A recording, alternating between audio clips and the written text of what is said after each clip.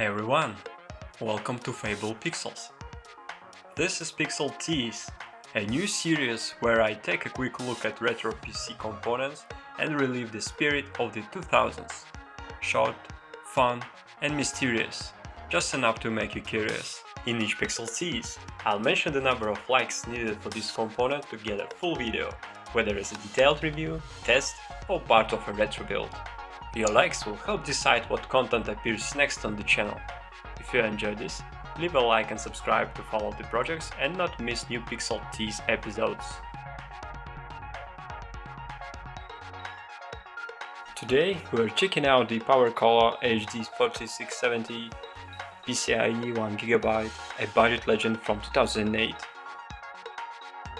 Why was it so popular?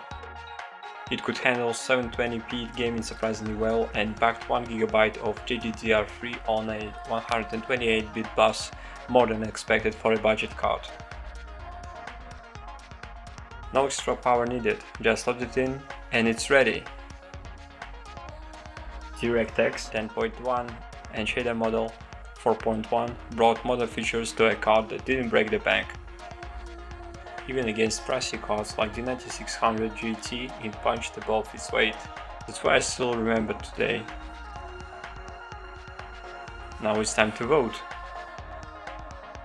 We need 50 likes for this card to appear in a full video, either as a dedicated review or as a part of a retro PC build. If the full video is already live, check the links at the top and at the end of this clip. So hit that like button, because your vote decides what's next.